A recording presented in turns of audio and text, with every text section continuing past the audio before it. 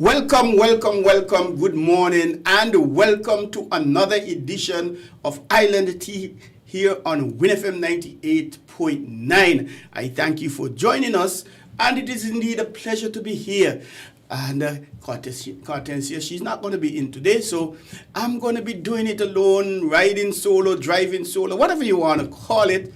But I should have a guest in here with me, co-hosting, whatever you call, quarter hosting, whatever you want to call it. But I'm not going to tell you who it is until the person shows up. Now, I'm not going to tell you whether it's a male or female. Anyway, today is what? Today is Thursday. Why the week finish already? Why? Tomorrow is Friday. But not only that.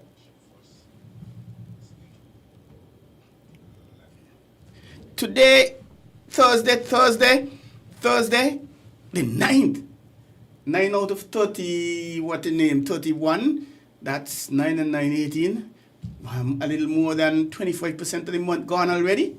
And boy, when I said on the 1st of January, the year nearly finished, a lot of people didn't believe me. But poof, just like that, we are in July. And we are to be having someone tell us about music, not the music festival, the Mango Festival, how that went. I heard it was a big hit. I didn't make it over in the end. I promise I got to go there, God's spare one of these days, once the Almighty spares me to see that. But I heard it was sell-off, according to what the young people say. It was massive, awesome shrimps, mango shrimps, or shrimps and mango something. And I love a bad seafood. But that's another time for another day. And while we're at it, we have to say good morning to some persons who take time out to listen to us. And just give me a second. Oh, yes, here you are. Give me, yes, some person, Cleo, we have in the US. And these are not in any particular order. We have Cleo, we have Burl, we have Mr. McMahon, we have Mr. McMahon, we haven't heard from you for the week. I don't remember hearing you from the week. I hope everything is okay with you. You're okay. I don't know if you're in St. Kitts or you're in foreign. And who else? Mr. Welcome. Good morning to you folks. And Jana Khan, the lady from Newtown who's living in St. Croix. Good morning to you. Gwyneth. Good morning as well. Sci-Fi Philip. Forgive me, Mr. Sci-Fi Philip. I didn't mention you yesterday. I had you on my list. And he's out of Keys. Career teacher, career administrator. I think he played a little bit of sports, double, left, right, football. I played a little bit of cricket. I don't know how many runs he got, how many wickets he got. I don't know if he scored a goal. And speaking about a goal, my late uncle, the late Andrew Weeks, he used to play football. Rivals in Sandy Point. Sandy Point had the rivals, not the one from Newtown. Way back when, and I'm talking about in the 40s, 50s, 60s, they said he scored one goal in his entire career. One goal. And how that happened, he was in an offside position. So when he was trying to get back onside, the ball came across, struck him in the back of his head and went in the goal. Could you imagine that? You walking, coming back in the field, trying to escape the offside, and the ball comes across, hit you in the back of the head, going in the goal. That had to be funny. Forgive me, I find it funny. I don't know if you find it funny. But not only that, a serious thing. We need to laugh more, eh? We need to laugh more. We need to enjoy life more. We need to lighten up more. Too many of us are going around stiff and puffed up with a lot of issues. And I guess all of us got issues. Some of mine might be worse than some of yours. Some of yours might be worse than some of mine. Some people might have 150 issues, I don't know. Some people might have 3. Maybe the 3 issues they have, they're much worse than the 150 put together multiplied by 10. I don't know. The moral of the story is we have to live our lives and care about each other, help each other, because we don't know what the other person is going through. Be polite and courteous to each other. Say good morning, good afternoon, thank you. Because we don't know, maybe by just you see somebody coming up the road and you say, hey, good morning, how are you? Have a good day. That might mean the world to them. Maybe they were on their way to end this type of, on this side of life and go to the next side. Maybe that was their plan. But by you saying good morning or good afternoon, you change that. But we were talking about Sci-Fi Philip, and who we have, there's a lady She sends in information to me and she doesn't want me to call her name. She is shy, but we respect that. And we thank everybody for listening to WinFM 98.9 and Island T. You could have chosen to be listening. You could have chosen to listen to another radio station or not even listen to radio, as a matter of fact. So we are very grateful and thank you for doing that. To our sponsors, we say thank you, Rams, TDC, the Lottery, the Cable. Who else I'm missing? If I'm missing anyone else, my apologies. But thank you to all our sponsors. We really appreciate it. They are the ones why we're here and it's possible for us to interact with you. Of course, you'll always be able to call in to, our telephone numbers, 466-0989. That's the main line, 466-0989. And we had some issues yesterday, but we're on top of things this morning. We're live and roaring and ready to go. And if you're in the UK, call 033-344-0065. In the UK, 033-344-0065. The US of A, 718-285-6984. 718-285-6984. And in Canada, you call 305-921-4619. Canada, 305-921-469. And as I've been saying, if you're not in a position to WhatsApp, if you're not in a position to, not WhatsApp, call, or you're not in a position to send a message on Facebook, and we are streaming live on Facebook, YouTube, and channel 40, TV Caribbean 40. So you could find us there as well. You can send me a WhatsApp, 668-2055, 668-2055, once you're in the Federation of St. Kitts and Nevis. If you're not, then you can do, if you're not in the Federation of St. Kitts and Nevis, prefix that with 869-2055, and I'll be able to read your message. We do have some messages already in from yesterday. We have some messages, so I'm hoping I'm going to get to them, and I'm hoping we're going to have a good show today. We have some topics like the late brother Bob Marley said, we got so much things to say right now. Some of them good, some of them not so good, locally, regionally, internationally. And I remind you, Island Tea is about touching the latest topics, the hottest topics, locally, regionally, internationally, just in case you haven't heard what's happening in the media. Especially on WinFM 98.9, you're driving to work, you're just settling in from work, and you want to know, hey, what's happening in the world? Island Tea, a program that touches these news items this morning, last night, yesterday, maybe even the day before, maybe even earlier. So you can say, oh yes, I heard about that, and where are we with that? I don't remember. Oh yes, okay, that got that resolved, or it's escalating. So that is what we're here for. And when you call in, please keep your calls. We will keep your calls to about 2 minutes. They may give you a little bit over. Depends on what's happening. If you're the only one here, and according to the contents of your call, we'll say, okay, let the person go a little bit longer. But once we get another call, say, caller, thank you, wrap up, please. Give somebody else a call. And you're entitled to call in as many times as you want. Many times we don't have a limit, or you can only call 2 times or 5 times. No. You could call, once nobody is here, call 15, 23 times, 33 times, whatever. Once your call comes in, we'll take the call. And again, we're trying to limit you to about 2 minutes. And once there's nothing happen, once there aren't any calls on the board, we'll engage a little longer perhaps. But once a call comes in, could you please wrap up? We got to go to this call, etc., etc. And thank you for your understanding with that. And thank you for being respectful to yourselves, to the hosts, to the radio station, our listeners, our sponsors. Please keep it nice and jiggy. We haven't had any issues with that really. So where do we start today? Do we start on the local scene? Well, why not? Okay, let's go. Oh, we have a phone call. Good morning, caller. Welcome to Island Tea. You're live and you're up at number 1. Troy. Yes, sir. Good morning. Today, I think Cleo mentioned what took place in Washington with the white nationalist marching. Okay. Now, have you seen anything of it, Troy? No, I haven't. So much for on the ball, Troy. Yes, I have not been on the ball with that. My apologies for not being on the ball with that. Troy, they're making a statement, Troy. Mm-hmm.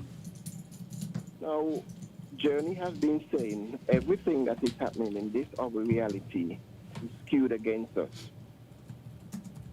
We have had what took place in Venezuela with Maduro. We just have an earthquake in Venezuela. Venezuela sit on barrels of crude oil.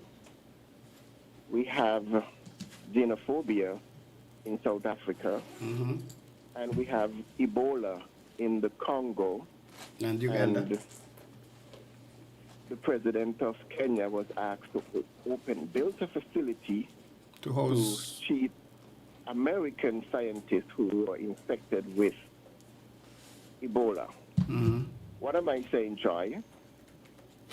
Now, all of this can be distraction, whether one chooses to. If you are paying attention, Troy, now we're not hearing nothing concerning the Epstein file. Yeah, that's been quiet for the past weeks. Right, so we are distracted. And for me, Troy, when I look at what is happening in South Africa, Ghanaians have businesses in South Africa and they have to flee. Yes, it's unfortunate.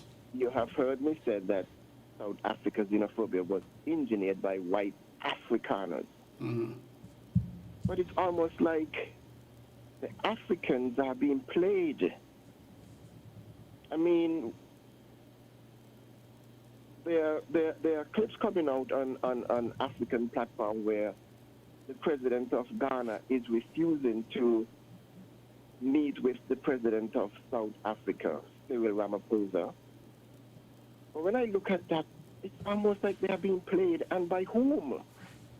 Because, Troy, when we see what is taking place, what is happening right now, Troy, if we are not being careful, I've said it before and I'm going to say it again, Troy, there's a new scramble for Africa. Correct. Now, what is happening on the continent and what is happening in the diaspora here in the Caribbean, we are trying to make sure that this project in Nevis, Destiny, doesn't come to. But, Troy, these people are strategizing because something is happening. The earth is speeding up, Troy. I mean, look at what is happening before us. You're there in winnfm studio, Troy, and however you pass your day, in a twinkle of an eye, you're back in that space. And so many people today are aware now. People are becoming more aware. In the workplace, Troy, those who do 8 to 4, 9 to 5, as you wink, you're back. You're back at work. It's almost Correct. like you spend more time at work than you're living your life. Troy, this reality is so before us now, yet we are not paying attention, Troy. Now you might hear me call for our unity because we are not united. I'm bringing it down to St. Kitts and Nevis. We are not united because our politicians, they have royal opposition and all of that. So we're still struggling with what was given to us. Now, you heard me say we have to fix this within. From within, Troy. We have to fix this and we have to make our connection from whence we came. With the continent of Africa, we have, Troy, we are the ones out here in the diaspora who's going to fix what is happening in Africa. Mm-hmm. Because when you look at the old men, that is President Bola Tinubu, Museveni, Paul Biya, I mean, these men are in position for decades. And they don't want to give up because they're pleasing Europeans, while the people are starving, Joy. Joy, we got to wake up. We have to wake up. They have engineered xenophobia in South Africa, and they're putting, and maybe what is happening with Ghana, Joy, I'm going to finish now. Remember the president of Ghana at the United Nations mentioned about the transatlantic slave trade, a crime against humanity. Correct. Now, he said that boldly, but look at what is coming out of that now. I mean, Troy, we may not be accurate in linking it, but when you hear me say that the enemy is so subtle, and the enemy within is so subtle, Troy, they are saying things boldly in our faces. You listen to Ursula von der Leyen, you listen to Emmanuel Macron saying that he's a Pan-Africanist. Emmanuel Macron is a parasite. But we are not condemning them. What they're saying just floats over our heads. But Troy, let me say this, We, you, myself, and all of us that are African, we are entitled to what they are exploiting in the African continent. We are entitled to that wealth.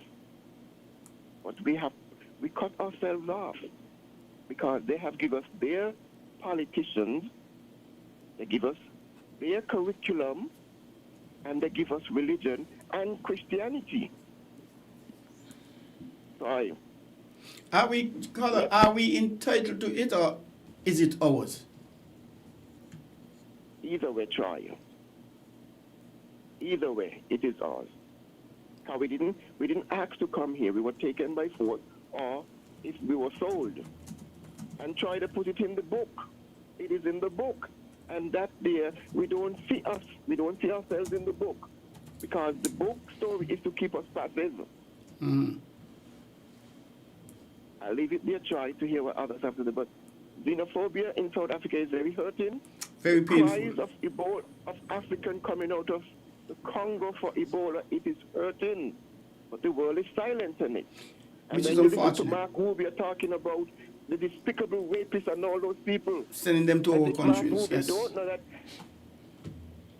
their ancestors have raped our brothers, sisters, our aunts, our mothers.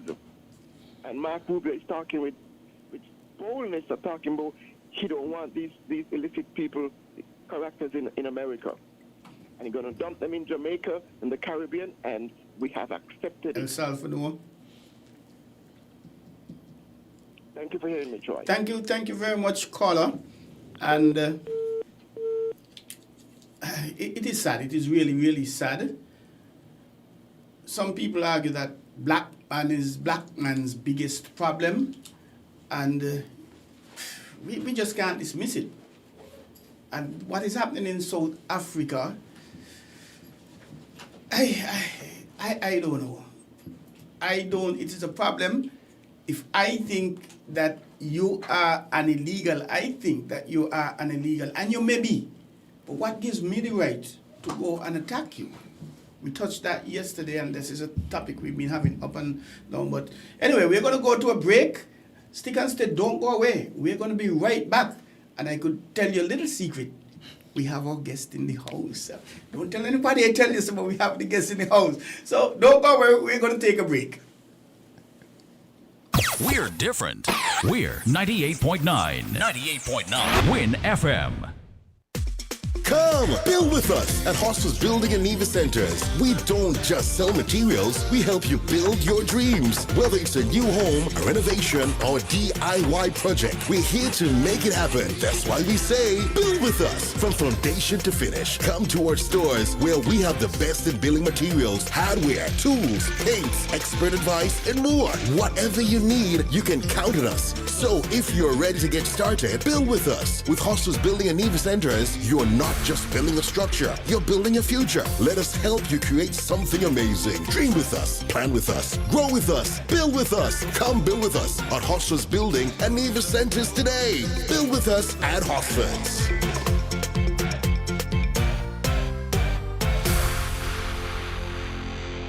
It's here, the all-new Toyota RAV4 has arrived at TDC Automotive with bold styling, advanced technology, and the versatility to match your lifestyle. This is the SUV built for wherever the road takes you. Now available. Get yours today or place your order with our team. Visit us at the C.A. Paul Southwell Industrial Site in St. Kitts or Penny's Industrial Estate in Nevis. TDC Automotive. We're number one for a reason. Magnum, my brand. Everybody put your Magnum in the air now. From you a drink Magnum, make me see. Take charge of things now your place now. From the river to the beach to the street. Hot Magnum when me have in a me hand there. He are a sipper, she tell me sweet. Look for me watch for your quick time check. Yeah. Right now a Magnum a for your beat. Enjoy yourself every day of the week with a Magnum. My life I forget sweeter. Must be 18 years and older to drink. Drink responsibly.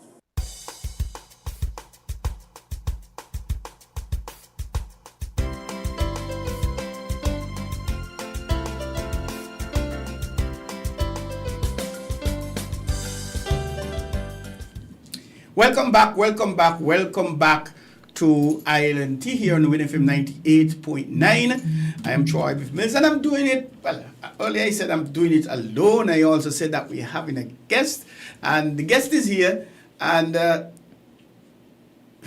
no, let us go and welcome the guest. Good morning, and I should say no stranger to the station. Good morning. Welcome to Island Tea here on winnfm 98.9. Good morning, St. Kitts and Nevis. I don't know how much of a guest I am, to be honest. I just took some time out, come and join you guys today. Normally I'm on the weekends and on the news, so Troy actually made me get up early this morning to come on. Some of us, who don't have that many responsibilities, we tend to sleep a bit later, But yes, it's good to be here to join you. Yes, welcome. And the funny thing is, don't let Lady K hear that I'm here because I should have been here on Monday and Tuesday, but technical difficulties beyond my control. So she's not going to be happy next week when she's back, or tomorrow. Tomorrow, God's will. And it's always nice to have you here and one of the WinFM family. And we spend a lot of time with other people, but do we spend enough time with family really?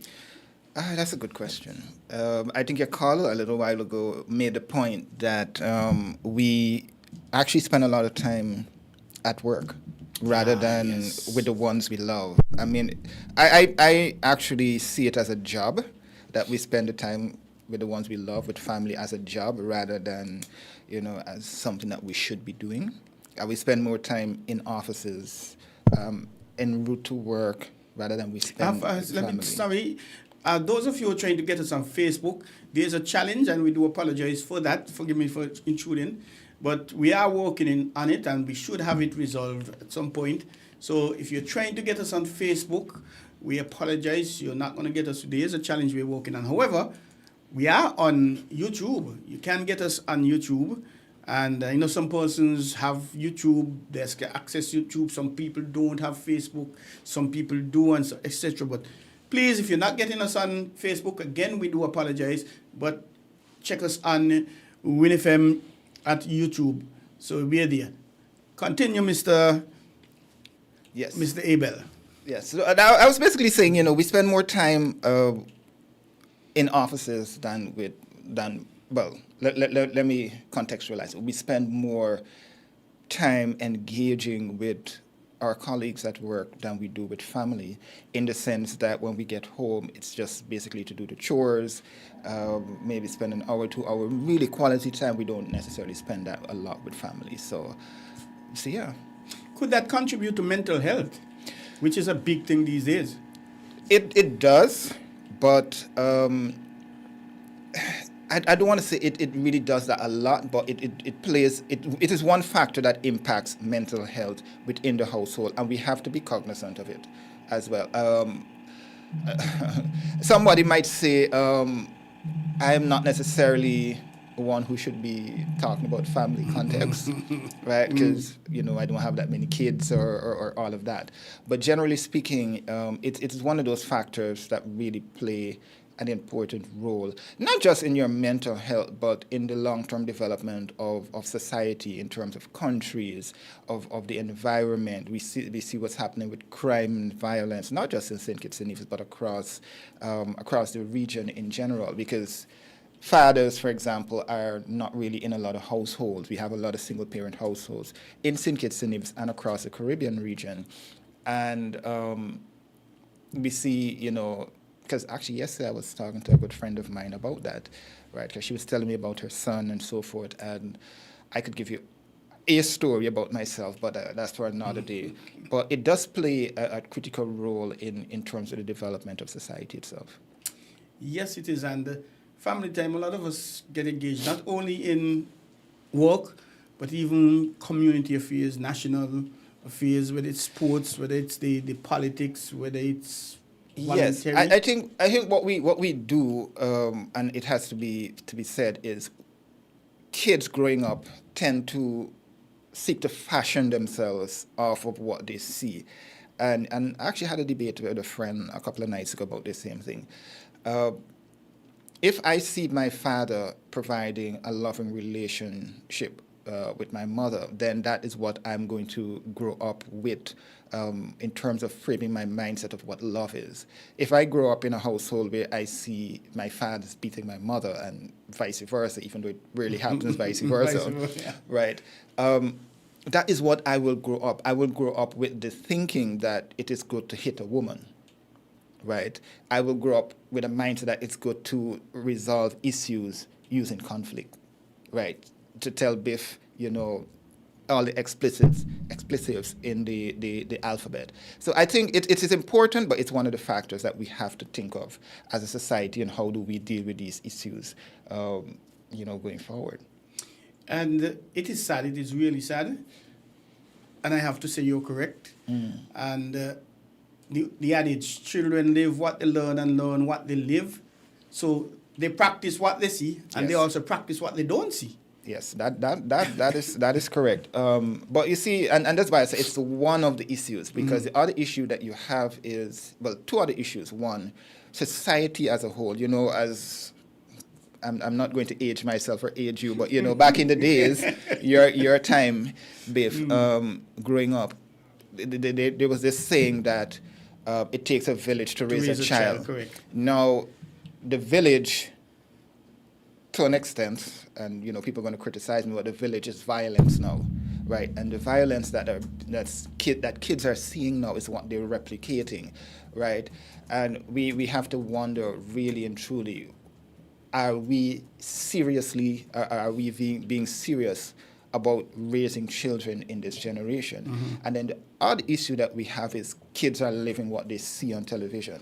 Right. And television is in the hand. Exactly, right? So and not just that, television is basically social media. Social media is the new version of television, correct. Right? Because this morning coming out a little while ago, I was literally, I got an email, and then I was on my phone and I was scrolling through social media, and I saw the back and forth yesterday between Pierre and Al Jazeera journalists at a press conference with the heads of government. Right. So it's real-time issues, and now the problem with social media is being compounded with artificial intelligence. Right. So that's what I'm saying. It's a multifaceted issue that we have in society right now that's contributing to mental health illnesses right across the board, and it's not just limited to one society, one ethnic group, or generally any one area of a particular country. In those few minutes, German, you've touched so many critical points, and the last one, AI issue.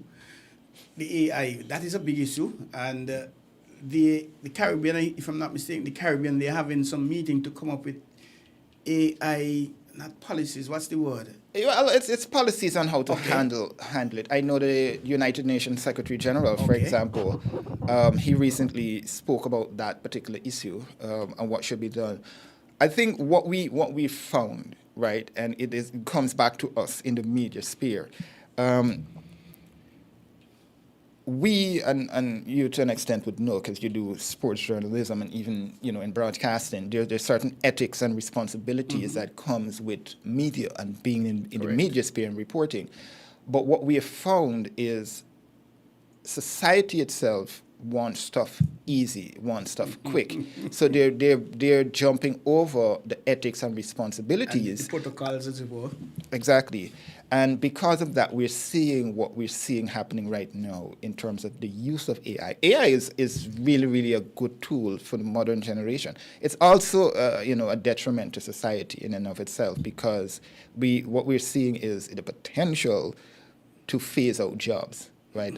And the fun thing is, there was a company recently, the name is slipping me right now, they actually got rid of probably like half of their engineers.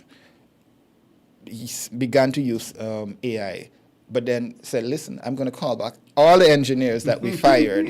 And this is really, I was reading the story the other day, and they said AI just isn't doing what the engineers are what the engineers would normally do. And that just highlights some of the challenges with AI. But generally speaking, right, AI is a good tool once it is used responsibly, right? To an extent, and I know my colleagues when they were on Inside the News a couple of weeks back, they did say AI is used to an extent in media, in journalism, because you don't want to gone were the days. And I could tell you a story of a colleague of mine when he came down here for the heads of government meeting, no names. He was getting frustrated trying to listen to this audio from the heads of government meeting, and the audio quality wasn't the best, right? So we were all in the media center there, writing our stories and filing, and he was just at the back of me, and he was using all the expletives, and because he was literally getting frustrated. And I'm saying, John Doe, no, let me assist you. Give me the audio, and I'm going to get it transcribed for you. And within seconds, he got it, right? And he was all smiles, and, the adjectives went away, right? But the point is, AI actually makes your life easier once you know what you're doing. The thing is and it's just, life is funny. It's just yesterday afternoon, I had a discussion with a gentleman, an executive, he's saying it's career executive, and we were talking about the AI in the process of job application. A lot of companies use AI. They get 50, 60, 100 job applications for let's use the same job, and everybody's sending in resumes, and they're using the AI program to go through and shorten that 100 to whatever figure. And yes, they may be qualification related, but it doesn't touch the personal attributes. Yes. Whether Abel is qualified or not qualified at this level, I can call Abel at any point and get Abel send me something, or go to a location to report on something or something. Those qualities AI are not going to pick up. Well, let me tell you this, and I'm putting on my media association cap here. It is something that we have long talked about. While it is a good thing, we also have to create protocols in the media, and our colleagues at the regional and international level, these bodies have also, began discussions to, surrounding this. I think what we've found, and I must say this, is AI is also making people lazy. Sorry to laugh, but no, it is just the reality. It's sad, but it's I true. mean, one of the things, and somebody said this to me, and I was talking, I was literally talking to a good friend recently, right? And this is a teacher, right? And he was like, so I was telling him I was doing some research work, right? And he's like, you can use either ChatGPT or it's Claude, I think it is. And there are a few of them actually. And I was like, no, it's good to use that in terms of research context, but it's not good to present it as facts, right?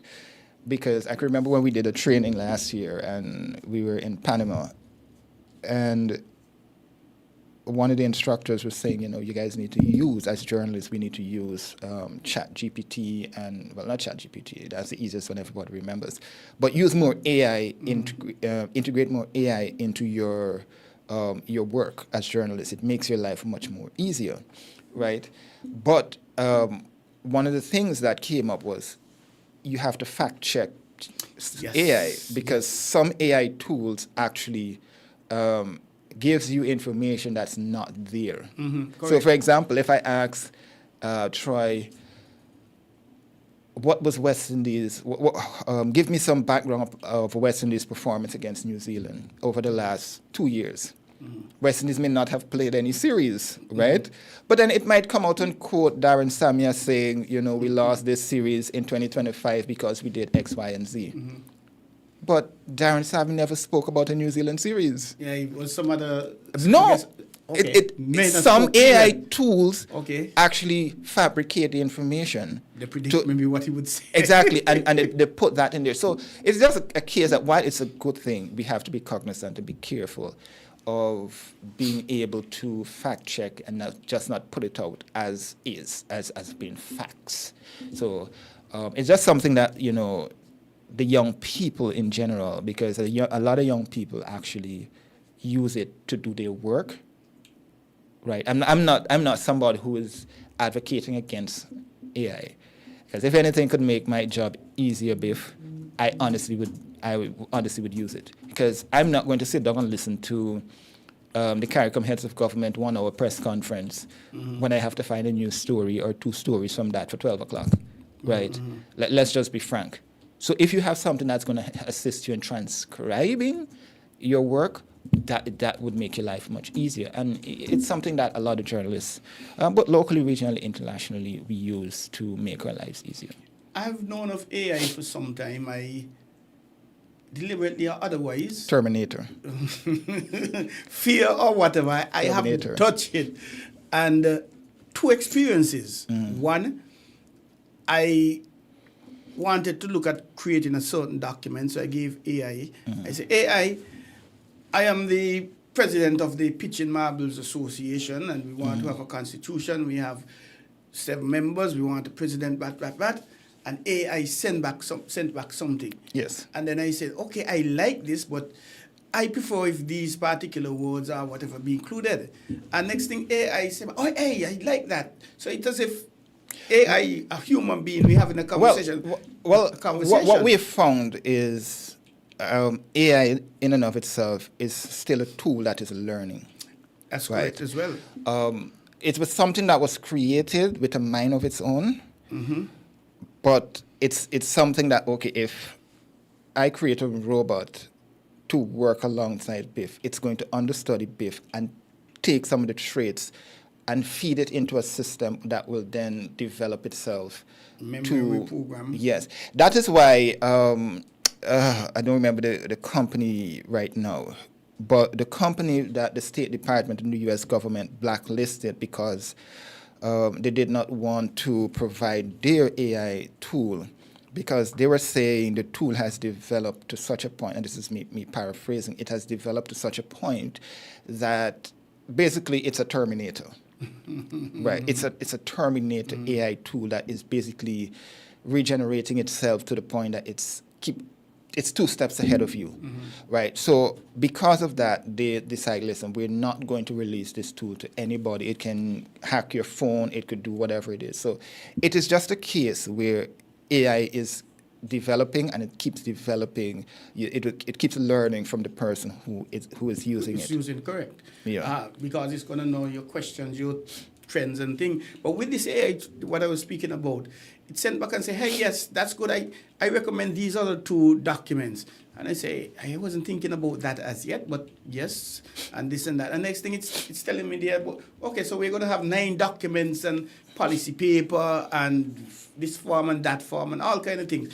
But with this current World Cup, I had an experience with AI doing some research, and I asked AI some information. It came back and said something. Anthropic. Anthropic. That's yes. another... No, that's the company that the U.S. government blacklisted because of its AI... let me see where it is. Yes. So this is from Reuters, right? A months-long dispute between the Trump administration officials and AI firm Anthropic is showing signs of easing tension. This was last month. Across parts of the U.S. government as the company prepares to go public. The relationship ruptured earlier this year after Anthropic refused to allow the U.S. military to use its AI models for domestic surveillance and fully autonomous weapons system. And the government retaliated by putting it on the national security blacklist set to take effect later this year. True. If that gets in the military hands, it's going to be deadly, Yes. boy. But going back to the World Cup, it told me something that I knew differently. It gave me a fact, which I know wasn't correct. So I questioned it. I said, well, AI, are you sure about that? And because I know it to be this. Oh, yes, thank you. And upon digging a little research, yes, and we didn't look extensively at something. You are correct and whatever. So that caused me to say, well, boy, if you really can't trust AI 100% when it comes to facts, in my view. Okay, so this is what I always tell anybody. And I think this is generally what AI was meant for, and this is just my view of it. AI was meant to make your life easier to do research, not to use as gospel. So you may be working on a research paper. Let's say you're working on a research paper on leadership. Obviously, you need to go look through decades or probably centuries of research papers to get some background information. Of course. Now, obviously, it's going to be difficult for you to find all of that paper, all of those papers in one. So outside of that, what can you do to make your life easier? Because previously, before the internet, people went to the library. Now, somebody asked me the other day if there's a library in St. Kitts. Right. Yeah, somebody asked me that question. But I guess it was meant as a joke. But anyways. But obviously, nobody goes to a library in 2026. Of course not. My friend went to a library 2 days ago just to chill and ease and breeze off. But outside of that, the internet came and the internet made your life much easier. Now, AI is the modern internet where you can just punch in your information and it comes up. Now, it's up to you to use all the sources that AI provided you to fact check and get all the details to put your information out, not to use wholesomely like a platter that was handed to you. It's supposed to be used as a research tool to be able to get all your information and compile it into what you want. I fact check, you use that word, I like it. You can't accept what it gives you, lock, stock, and barrel. You said earlier you're putting on your media cap, and for those of us who may not know, refresh us, remind us again, what's the connection with you and the media, your media cap and media association cap? Okay, so that's no stranger. I'm in the media. Everybody hears me now and then. The media association. Sorry. Yeah. So I'm just giving a background. So everybody hears me on WinFM a little bit. But I'm also the second vice president of the St. Kitts Media Association, St. Kitts Nevis Media Association. And yeah, we've been doing a lot of work. In St. Kitts and Nevis, we're also been trying to bridge the gap with our regional colleagues as well. And, we've also have the connection with our international partners and associations and so forth. Forgive me for not complimenting you on your shirt, a nice color shirt. And looking at you at the background of the WinFM colors, it fits in nicely. Well, I'll say this, Biff. Again, you woke me up early this morning to come out, right? This is just joking there, but I'm always up early in the mornings. But it was something I couldn't find any T-shirt to get out of the house to come so you just to WinFM for 8 o'clock this morning, right? So I'm just like, oh, this one is here. Let me just pull it up, and this is the one that I found closest to hand. I'm like, okay, yes, I'm late already, so I'm just. Well, it's actually a Cartensia's stunt I pulled because she walked it on me. Good morning, Cartensia. How are you doing, girl? She walked it on me last week before. I just pulled a shirt and I came and she said, oh, you're in the WinFM colors. Yeah. And the second day I wore another shirt. Oh, and I think it was the first day, Monday. I had on a red, which was the 9. And the second day I had on a yellow, which was the 8. And I deliberately went, I think, and did I find a green? I can't remember. But your yellow is fitting with the 8 in the 98.9. Yeah, now you said it, I've actually noticed that that's the case here. Yes, but hey, that's a nice discussion that we had about AI. I don't believe enough could be said about AI. It is relatively new, and it has its good, like it said, but it has its not so good. Let me say this. I don't want to, belabor the point, but we live in a society in St. Kitts and Nevis and within the Caribbean region, right? Right? Yeah. And we say we're an advanced society, but a lot of people don't necessarily utilize technology and everything to the best of their abilities. What we have at our fingertips is a tool to be able to make life not just easy, but to make life easier for us. Because it's easy, it's already easy. Just type it in. But in making our life easier, right, we have to also accept responsibilities, right? And we also have to fact check. Because a lot of people are using AI, even the government, because you see social media, for example, is quick to point out what is AI. Right, and the government agencies are also using AI tools as well. But I just want, before we take a break, is to get people to understand that while we're doing this, we have to do it with some level of responsibility. Because I've seen videos, I've heard voices of people distorting people's voices here in St. Kitts and Nevis, and they doing it for their own purposes, while also taking photos and manipulating them and doing whatever it is. And they're also using it to write stories to change the narratives of people's opinions or whatever it is, and not contextualizing it. So all I'm saying is AI is a really, really good tool. I would encourage anybody to use AI, but while using AI, act responsibly with the use of AI. That's a nice point to go to a break, and stick and stay, don't go away. We will be right back here on Island Talk, WinFM 98.9, with my family member, German Abel. Stick and stay. WINN is 98.9. 98.9 is Win FM. Building supplies, electrical supplies, furniture, appliances, carpets and tiles. It's the company where you can get it all. All at TDC Home and Building Depot. From lawn and garden, the TVs and stereos. All at TDC Home and Building Depot. Come on down, get what you're looking for. It's all at TDC Home and Building Depot. Make today a payday with the Caribbean Lottery. Play $2 and get paid up to $2,000 every month for 5 years. That's 5 years of extra support for daily expenses. Take care of the people you love and get life moving in the right direction. Playing is easy. Pick 4 numbers and the cash ball to secure 5 years of guaranteed income. Build your financial future with Payday, the win that keeps on paying. Play now at the Caribbean Lottery agents island-wide and secure your payday. Must be 21 years or older to play. Please play responsibly.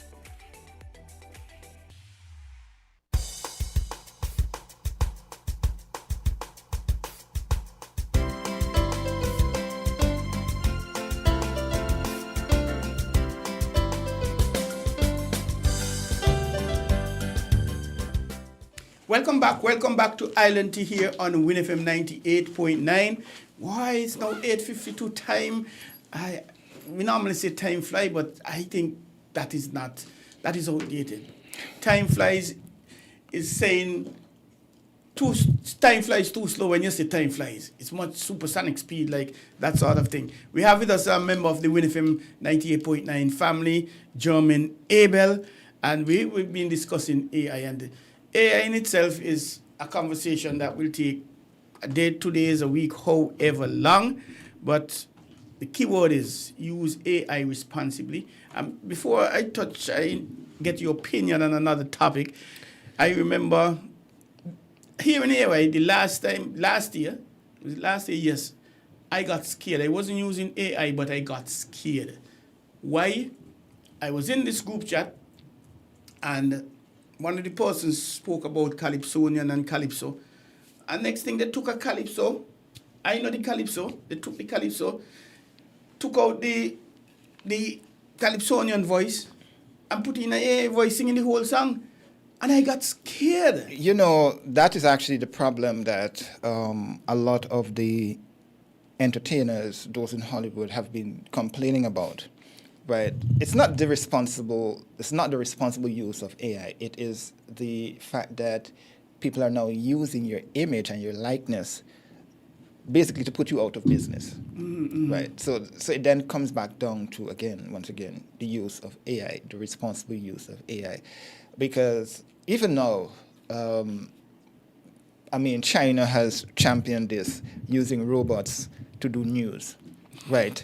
This has started since before the uprising of AI, right? They've been using, they championed it, I don't remember, one of the CCTV companies, one of the state-owned companies, and they actually decided, let's try this out.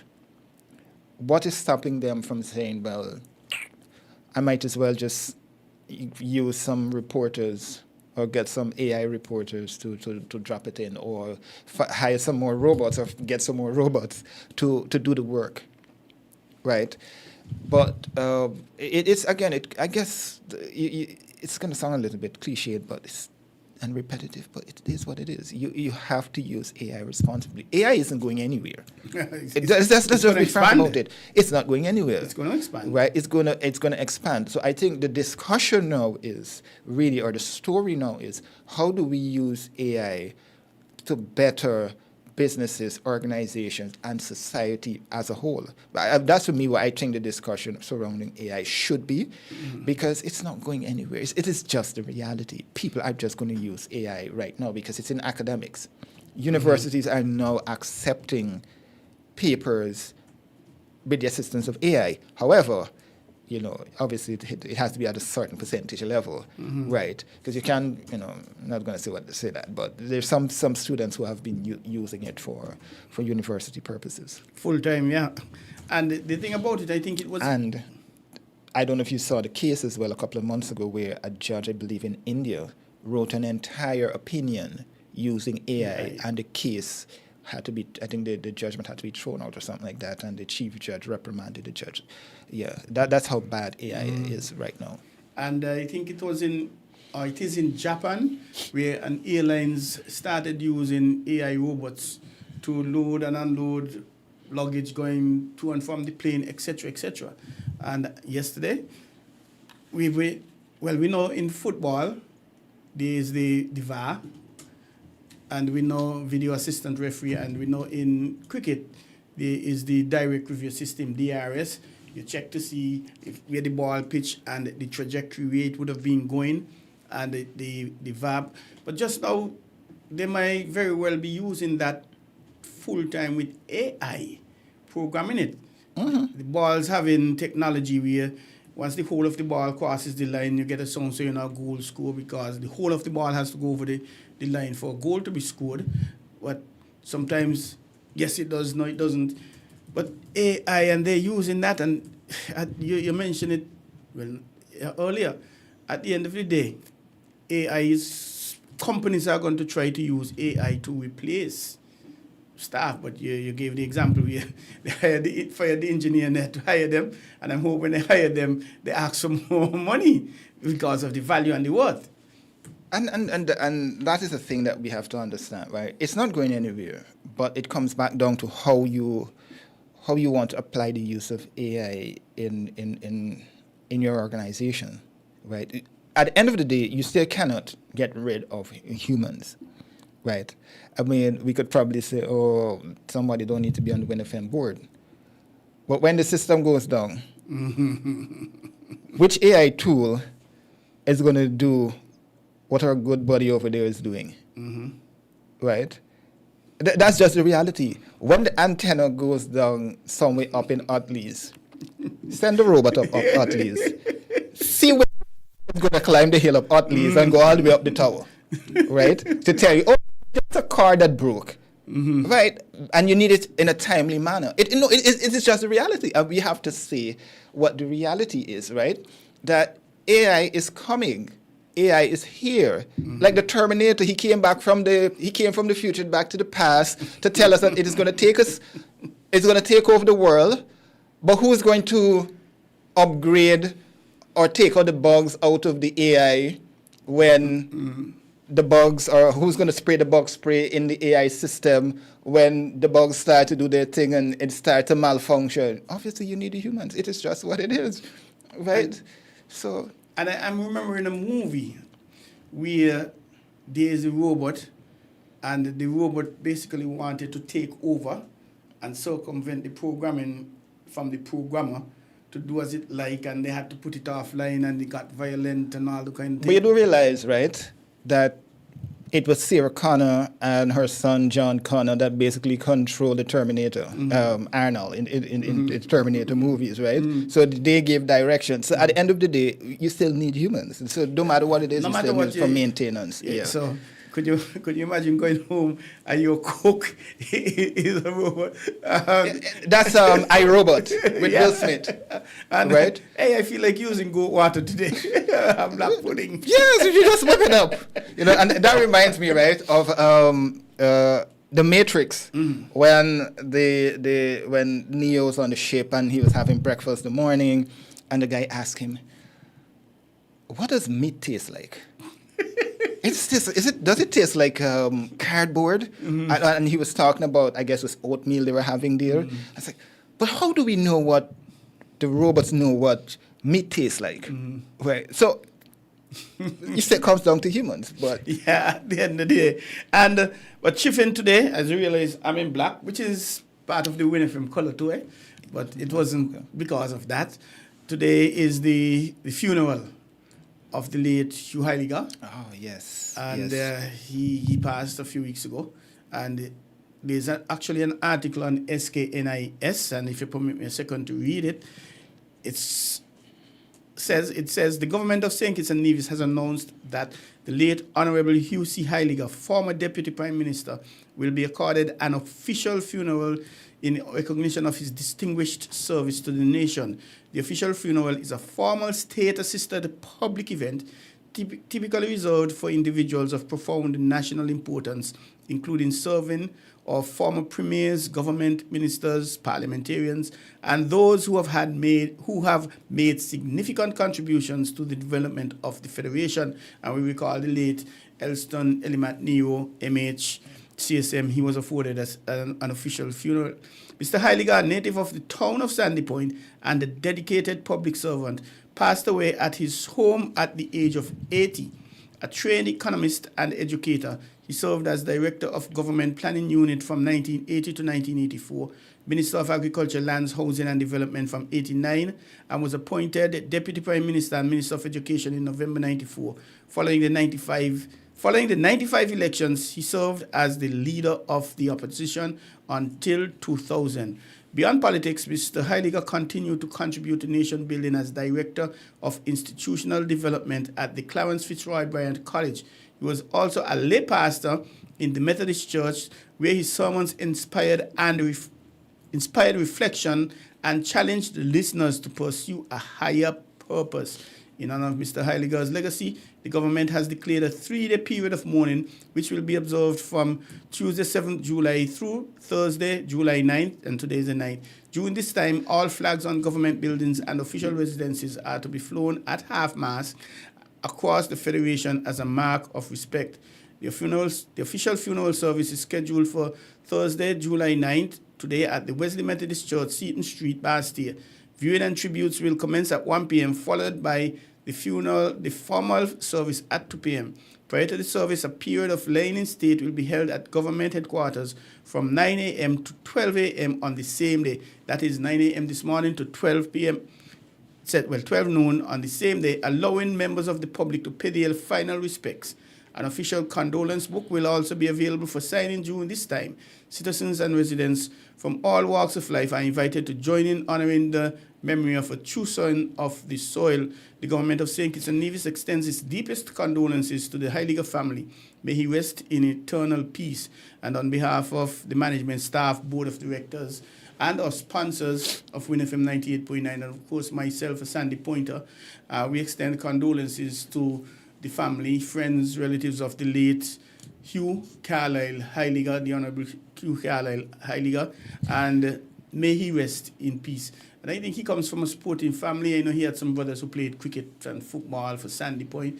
I don't remember. I think I heard somewhere he played, but I have a question though, Biff. While reflections are being paid, why do we wait until someone has died to use all of these positive adjectives to describe them. No, it might sound a bit funny, but it's just a question that keeps coming up, not from myself, but a lot of people in society keep asking these questions. And I don't, and generally it should not be a political thing. If somebody has done well, they've represented St. Kitts and Nevis well, they've represented society really well, then the least you can do, right, is properly recognize them, and you know the saying, give them their flowers while they're on earth before they leave, right? Because I would not necessarily receive that acknowledgement when I'm alive. So when I'm dead, you're not really inspiring me. You're not really inspiring anybody else, right? And I'm not chastising anybody now for this, but I'm just asking the question. That's what we are, right? Yeah. Okay. Let's take a call. Good morning. Welcome to Island TV. You're live. Good morning to everybody. Good morning, sir. How are you? Yes, I'm blessed in Jesus' name, and greetings to everybody in Jesus' name, the only Savior of sinners from their sins and from hell, by the gospel only, through faith only, according to the Bible only, in Jesus only.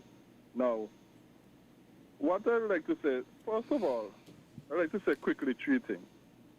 First of all,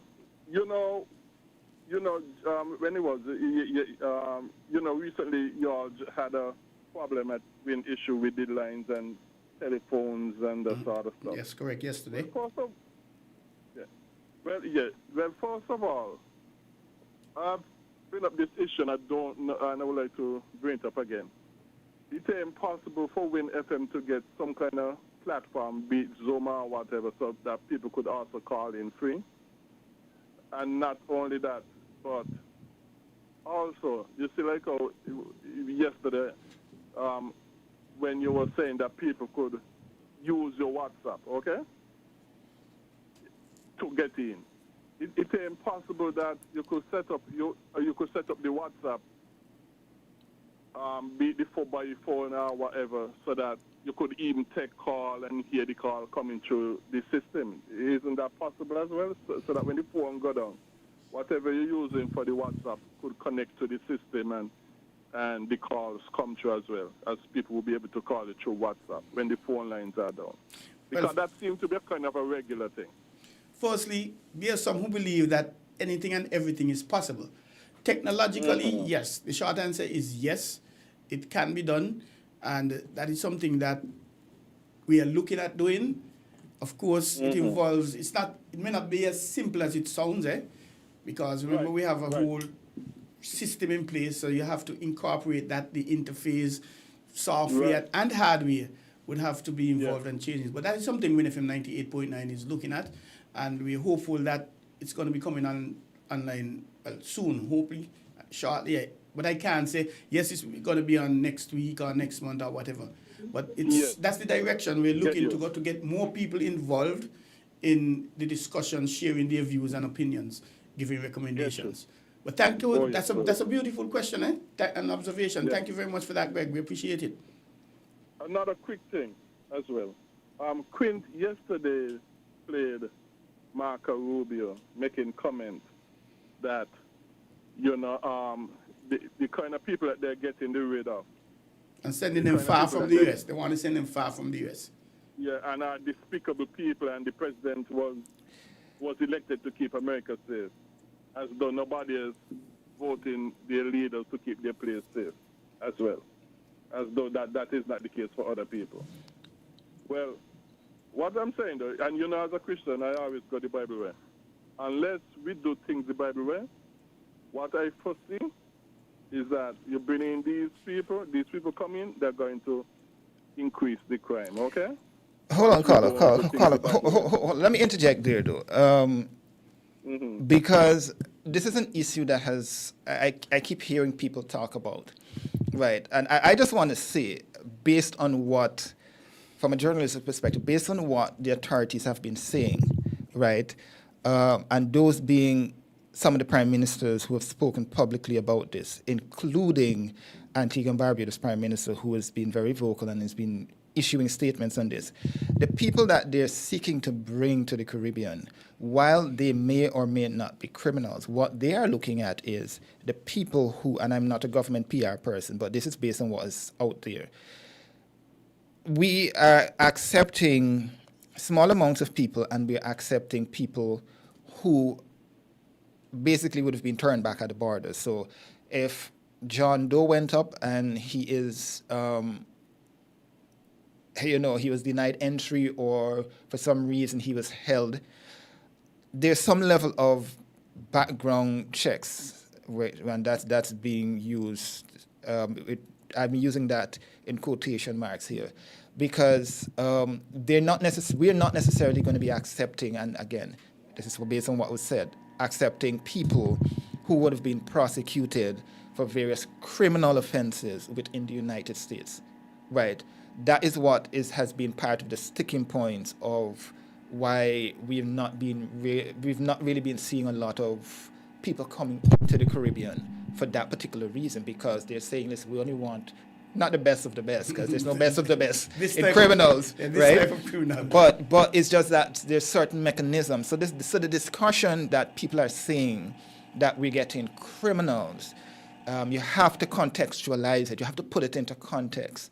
And saying that to me is being a little bit disingenuous based on what the discussion is coming from the politicians.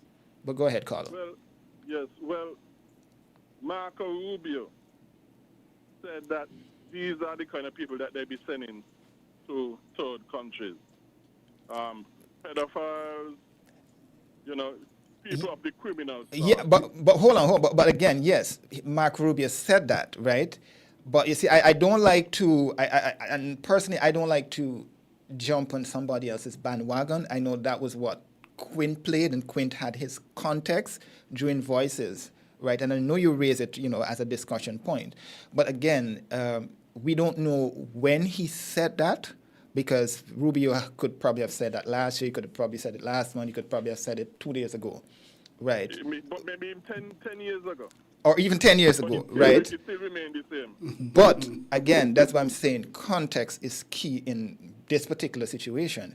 Because if you're saying they're sending sexual pedophiles, the worst of the worst, as the State Department have been saying, the point is, when you say you're sending them to third countries, and the context has to be which third countries, because again, the Caribbean has been saying we're not accepting these sort of people with these checkered backgrounds. So that's what I'm saying. So context for me is key in this situation. But I'll let you make your point. But go ahead. Yeah, but we can't trust our leaders. We cannot trust them. They pulled us. Again, I wouldn't necessarily say that, because we keep voting them in. So it simply means that there's some level of trust. I'm just saying. But it's a mistrust. No, it cannot be a mistrust if we keep voting them in after every election. The people are easy to fool. Again, short memory. Unite them up with money. Unite them up with again, I can verify that they've done that. So all I'm saying is, the use of those terms I would not necessarily use to describe politicians, because as we would jokingly say, I don't have court clothes. Right. So make your point. But yes. No, go ahead. You were saying something. No. So go ahead. I was about to say it's not only the quality too, but the numbers. Because remember, Antigua, they were asked to take 120, and Prime Minister said, no, we're only going to take 10. Jamaica, on the other hand, it seems I heard the figure 650 somewhere there, but it's a a large amount. I heard like $250 million to have them as well. So I think at the end of the day, it's up to the country, from what we're gathering, to decide what number and what type we're going to be dealing with. But caller, make your point, because we have to take a break, though. Yes. For example, look at the Destiny Project, how we found out about it and that sort of stuff, how the politicians are dealing with it. All of these are just demonstrations that they're not trustworthy. They would lie to us. And that's the tricks in trade to get elected and so on. So we can't trust them. Is lying if I don't tell you the whole truth. or I don't tell you certain things, or I choose to tell you certain things at a later date. Is that lying? Maybe not. No, maybe not here, caller. There's no maybe not. It's yes or no. No, if you ain't tell me the full truth, no, that ain't... No. It's not the full truth. We just give you half the story. Piece of it. Exactly. Yeah, but let's look at it. I think it was just maybe a few days ago, a man calling either to this program or to Voices, and he said, the Prime Minister of Nevis, Premier Brantley, said in 2025 that he did know nothing about the Destiny issue. And then later on, he made a statement saying that he knew of it in 2024. Well, I don't have the records of him saying that, right? I was about to challenge that. But no, a man called yeah, but I think he's from Nevis. Yeah, but that's what I'm saying, right? We don't have that record in front of us to say that this is what Mark said, right? So the guy can say that, but me and Troy, we don't have that to substantiate that that's what Mark said, right? We would probably have to go back to the tapes and all of that and go through the records of him to pull that, right? But it's just that we can't substantiate that that is what Mark said right now. So just to clarify. But Greg, we thank you. We have to go to a break, and we thank you. And of course, we invite you to call back again. No problem. And you made a very good point. Thank you very much for that about the WhatsApp.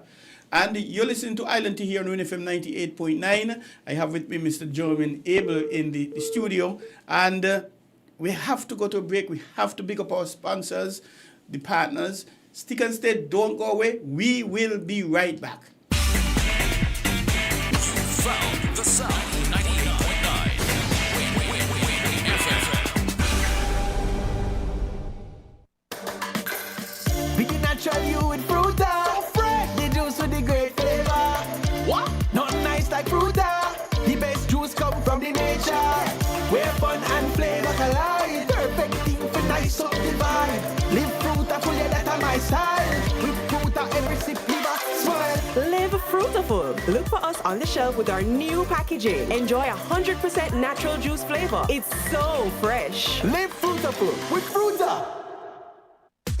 Come, build with us at Hostos Building and Nevis Centers. We don't just sell materials, we help you build your dreams. Whether it's a new home, a renovation, or a DIY project, we're here to make it happen. That's why we say, build with us. From foundation to finish, come to our stores where we have the best in building materials, hardware, tools, paints, expert advice, and more. Whatever you need, you can count on us. So if you're ready to get started, build with us. With Hostos Building and Nevis Centers, you're not just building a structure, you're building a future. Let us help you create something amazing. Dream with us, plan with us, grow with us, build with us. Come build with us at Hostos Building and Nevis Centers today. Build with us at Hosford's.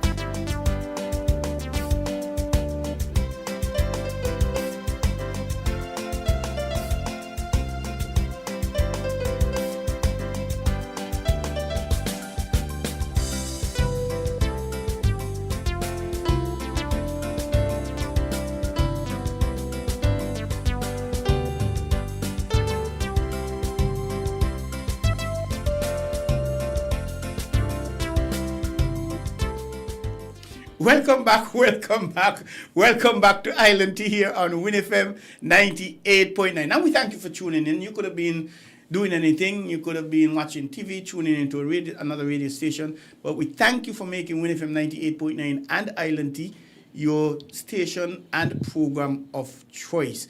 A very interesting call there had, but before we get into the discussion, today government businesses will actually be closing early to facilitate the funeral, according to, again, a notice on SKNIS. July 9th, the government of St. Kitts and Nevis wishes to advise the general public that all government offices will close early on Thursday, July 9th, 2026, which is today, to facilitate the official funeral of the late Honorable Hugh C. Heiliger, former Deputy Prime Minister. This early closure will allow members of the public, and then just give me a second here. Why this computer there? Well, anyway, we'll go and take this call and I'll get back to that. Caller, welcome to Island Tea, you're live. Okay, we lost that sorry, caller. we lost that caller. This early closure will allow Okay, good morning, caller. Welcome to Island Tea, you're live. Yes, good morning, Biff and the guest there. Good morning, Burl. German. Yeah, Biff. This question very key. And let me get this support with Greg there a little bit. The question you asked there, if someone didn't say what they got to say to you now, but they come with the truth, if it's deferring it, if it's live. I like that. Deferred truth. But what I will say is that the transparency is not there. And a married man is out there dating and flirting, and he come across some cousins, and one of the cousins found out he was married, like after 1 or 2 years of dating. So when the cousin approached him, he didn't know how to deal with it. But you think them cousins gonna look at that as telling the truth? They're gonna look at, even though you were silent or you didn't say something or you didn't reveal something beforehand, they're gonna say that you're lying. But let me ask you the question: did Shaggy caught cheating when he got caught on camera? He denied it. It wasn't me. It wasn't me. It wasn't me. And then the premier, like you're saying, you don't have these clips right in front of you, but this is social media time. All the clips are out there, and there's a popular, famous clip at the Gingerland Town Hall meeting with a lady named Colin Lawrence was interchanging and Caller, just to clarify, I'm not saying that Mark didn't say that. All I'm saying is, as you said, is that we don't have that clip in front of us. I personally do not have that right now. He probably said it, that's what I'm saying, right? But it's just that at this point, I can't substantiate that. We're going to do our research to find that clip. Exactly. But like I said, it's just that something that we don't have right now. Okay, so here's the joke now. In regard to that clip, right, I'm going to come on your side. And I'm going to say, we're not going to say what he said. But all I'm going to ask the question, the exchange at that point was, is Destiny a rumor or not? So I'm going to ask the question now, is Destiny a rumor? And I'm going to leave that right there. And then last thing I'm going to say, with the transparency not there, there is now 3 sources. And I might not want to call those sources names, but these are 3 reliable sources that have now is bringing the details of the Destiny Project. And we didn't get that from our so-called leaders. And I'm going to leave that there for now. Thanks a lot. Okay. I just wanted to quickly, because I have a press conference at 9:30, I just want to quickly read the statement from the Caribbean community, which is a diplomatic statement, if you ask me. And I still don't get CARICOM's position sometimes, but nevertheless. The Conference of Heads of Government of the Caribbean Community met in caucus to discuss wide-ranging matters of critical, let me get it bigger. Yes, of critical concern to the community. Discussions included MOUs on transit arrangements of third country nationals proposed to individual member states by the government of the United States of America. Heads of government considered common concerns across the region regarding the capacity of small countries to manage the transit of TCNs. The regional hold on. The regional leaders stressed, however, that every effort would be made to ensure that TCN arrangements do not disrupt the security of countries in the region or divert resources and services from the citizens of the respective countries. Heads of government highlighted the fact that the proposed MOUs were intended to provide for the transit of individuals without criminal antecedents to their home countries rather than settlement in member states, and emphasize the need for citizens of the region to understand the distinction. They further agree that every effort should be made to engage CARICOM citizens on these issues. They also affirmed their commitment to the principle of safe, orderly, and regular migration and to the dignity of migrants. TCN. Before we take the call, thank you. But for those who may not understand TCNs, what is TCN? Okay, so in general terms, TCN is a third country nationals, which means that those people who the United States are, this is such a strong word, are seeking to get rid of, want of a better word. So those are the ones that they're quote unquote deporting, but we're trying not to use, and when I mean we, the politicians and everybody, basically saying not to use the word deportees. They right. use TCN. So they're using TCN as the diplomatic term. Caller, go ahead. Thank you, caller. Good morning, gentlemen. Good morning. Good morning, Mr. Rossi. How are you, sir?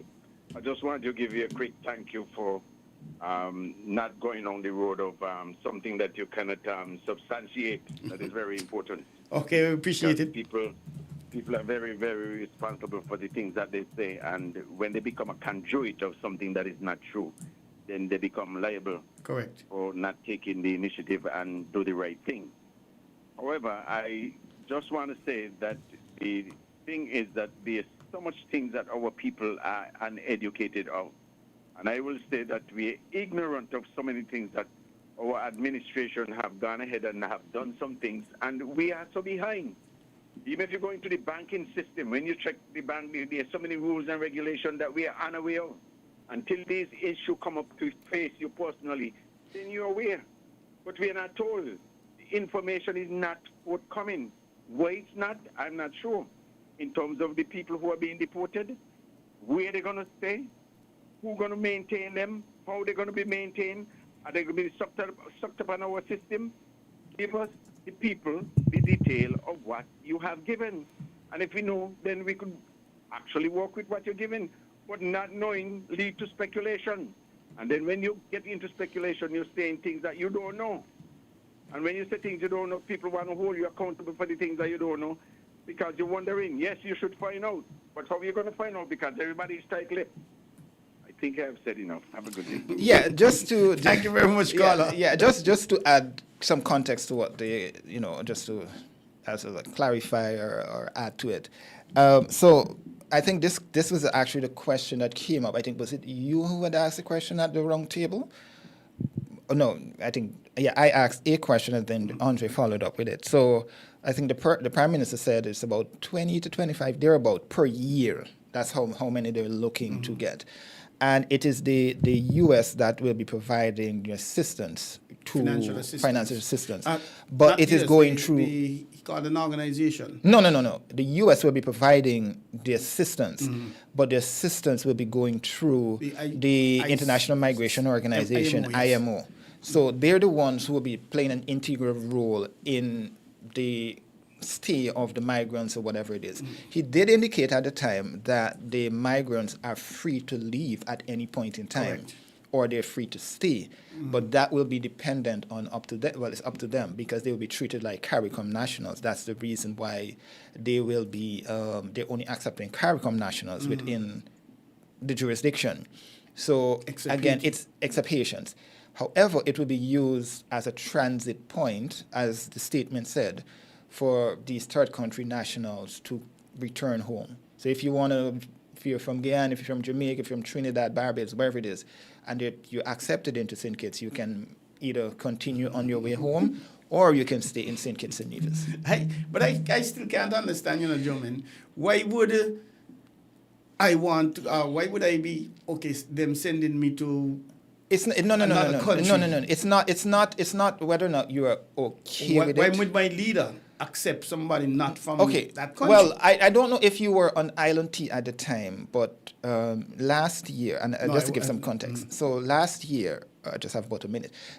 Last year, I did an interview, I think, with an immigration attorney. She oversees the Caribbean or something like that for her organization.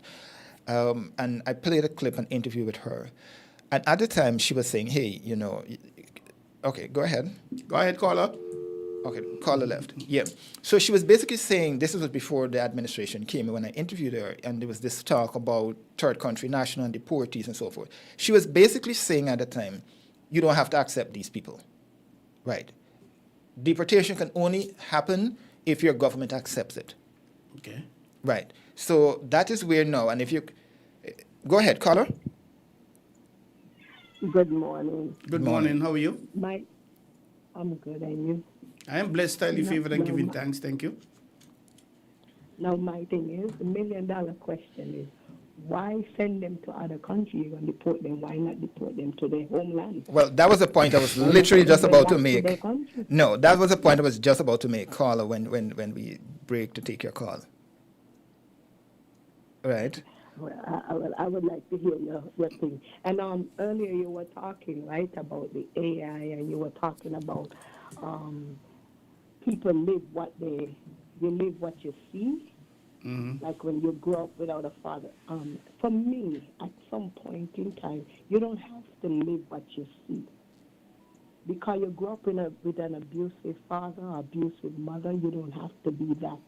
At some point, you have to make a choice to decide, I am not going to do this. I am not going to do that.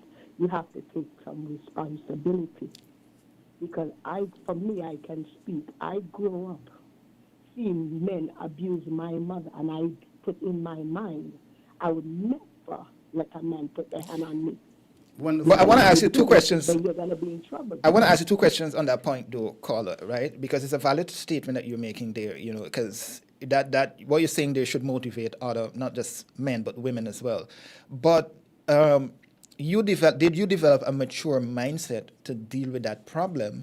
And the second part of that is, did you have the support of maybe friends or family as you develop your mind into adulthood? Well, when it comes to friends and family, that support, no. That's just a mindset I set in my mind. Because I grew up seeing my mother get beaten by men. I determined and I set in my mind I would not let that happen to me. I grew up also with a father in the house. But even though my father was present in the house, I didn't grow up with a fatherly love where I have my father telling me I love you or even showing love. But in my mind, I determined with my children, I make sure every day, if I talk to them 100 times, I let them know I love you because I didn't grow up with that. So everything is a mindset. You have to make up in your mind to do different from what somebody did. Exactly, and it comes back down to having that mature mindset to rationalize and think about situations. It's easy for, I was making a point to somebody that it's one thing to be in a situation, but if you're not thinking 2 steps ahead of that situation and you have that grounded maturity, then you're still gonna do what you've been doing all the time. It's like somebody who is an addict. Right? It's difficult for you to just wake up tomorrow and say, I'm just going to stop. Turn off a switch. Exactly. It's a case where you have to develop the mindset, develop the rationale, and to an extent have a support to deal with it and not slip back into what you're trying to get out of. The support structure is important. Yeah. Necessary and important. But I understand what you're saying, but what I realize is that people today in society, we use everything to make excuse for our bad behavior. Yes. Yes. I'm gone. I'm okay. continuing. So Thank you very much, Cleo. I was making the point, right? So to an extent, and this is me trying to break down the whole how deportation works to layman terms. It might be a little bit more complicated, but generally speaking, if Biff doesn't want me to come into this building, Biff could basically board up that door, change the locks, change the security codes, and everything into that building. So it simply means German cannot come into this building. Right. It's the same thing that happens with deportation. I have to say, Biff, I'm coming into the building and I'm bringing 3 people with me into the building. Then Biff is going to say, okay, well, seeing that we changed all the locks, I'm going to give Flames the okay. So when I come, Flames is going to open the door. In reality, it is. When somebody is deporting, they have to reach out to the receiving country. Mm-hmm. If you could remember when this whole discussion started, there was an issue between the U.S. and Colombia, right? The U.S. indicated to Colombia that, hey, we're sending a plane load of your people back. And Colombia said, President said, no, we're not accepting none of them. Yeah. Right? Because of the way you're treating them like criminals, you got them shackled and whatever it is. So Colombia said, no, we're not accepting them. Long story short, a lot of the countries that they were trying to deport these people to, because a lot of the deportees that they had sent out were not people under this administration. There were people who were there for deportation many years, even under a Democratic president, under Biden. So a lot of them, the countries were not accepting them. A lot of the Latin American countries were not accepting them, even Mexico to an extent. So because they were not accepting them, they then decided, let us go forward and make some agreements with some of these other countries. But as part of this agreement, what we're going to do is we're going to pressure you. If we know you ain't got enough money, we're going to dangle some carrots at you. Take $10 million, man. Yeah, you need $10 million. Right. Or we're going to slap you with visa sanctions or something. Exactly. Right. So now you have to bow to the pressure. And that's what they've been doing to a lot of the countries. They've either been dangling some carrots, and that was the same question I had asked the lawyer last year, what's going to happen? And she said, you just don't have to accept your country, these nationals. And because they've not been accepting them, they've just been finding countries that are favorable to them. And one of the catch was African countries were so wanting to be partner with the United States that they were going to accept a lot of these deportees. However, what should be reminded is that there are international conventions. That is why the Caribbean countries were so particular in not accepting certain third country nationals. So even though we accepted CARICOM nationals, it is one community. A lot of them can come and stay, and it's just like if you're in your home country. Yeah. Or if you want, you can just come and then you transit back to wherever it is, like the 2 Jamaicans and I don't know, and the Belizean, right? So it simply means that if they want to wake up tomorrow, we're not going to keep them in jail. You're going to come, you're going to stay, and then you can leave when you want. So it's just a case that you have a bunch of third country nationals whose countries do not want to accept them, and the administration wants to get rid of them to some other country that's willing to accept. That is why it was with Nicaragua, Guatemala, whichever one of those Latin American countries that they had sent the Tren, the Agua group, El Salvador, right? That's why they sent them there, because they made arrangements, because Venezuela wasn't going to accept them back. So we need somewhere to dispose of them, for want of a better word. But at the end of the day, is it right? I don't speak Spanish. Let me not use me. But it's not right. On the international laws, I think it can be classified as human smuggling, human rights violations, all of those. So then what about what is the United Nations as an organization doing about that? What are these human rights associations doing about that? You now want me to go deep into my feelings about the United Nations, right? I'm just going to say this. The problem is, and all the Caribbean governments have been saying this, they said it last year when we were up there at the United Nations General Assembly. They've been saying it the year before that when we were there, and the year before that. And I don't have fingers and toes to tell you how long they've been talking about the UN needs reform. Serious reform. The problem is, and it's actually going to show up, it's actually been showing up over the last year with the war in Ukraine. You cannot have a Security Council that keeps a couple of members with veto powers, and those same veto power members are the ones that are involved in the conflict. sorry, that wasn't the word that was going to come out. That are involved in the conflicts, to be exact. Right. So if I'm trying to bring a resolution to end this nonsense, and you don't like it, then the conflict is going to continue. That's why we keep having this war with Iran. That's why the Ukrainian war ain't finished yet. Every time some resolution to put it to rest is brought, China either veto, Russia either veto, or the U.S. veto. But should the Russians really be involved in a decision involving them and the war? Shouldn't they recuse themselves? The problem, even if no. Insist. These are permanent members. But these are permanent members. They're not going to go anywhere, even if they abstain from voting. Right? It comes down to diplomatic ties. That is why you keep hearing this discussion of China is trying to keep Taiwan out of the United Nations bodies. Right? If any resolution is to come before the Security Council, China is going to veto it. But even if China abstain, Russia, as a close diplomatic ally of China, will veto it, and some other member on the Security Council. So the UN body itself needs revamping. The Prime Minister, I believe, was last year when we were up there. I think he called for changes. I think the year before, Antigua and Barbados called. Barbados. She also called for some changes. Right.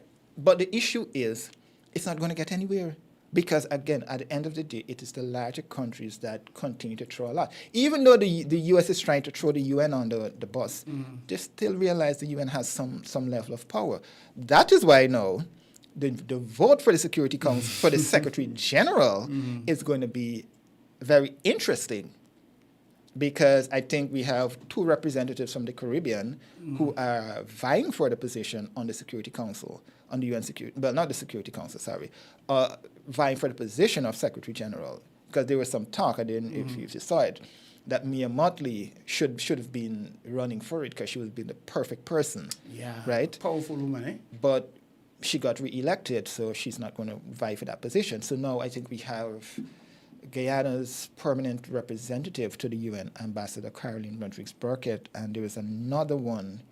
Is it from the Windwards? I know from the Caribbean, but I don't remember the name. But I know Antigua and Barbuda has thrown their support behind somebody. I think Barbados also threw their support behind. But there are two representatives, I think Caribbean representatives, on running for that position. But is that a good thing, two Caribbean representatives? Well, this is the nomination process. They're going through the nomination process. At the same time, to say, well, that's the kind of light we have looked at in the Caribbean. Well, put it this way. But in terms of the voting, doesn't it divide the votes? Well, put it this way.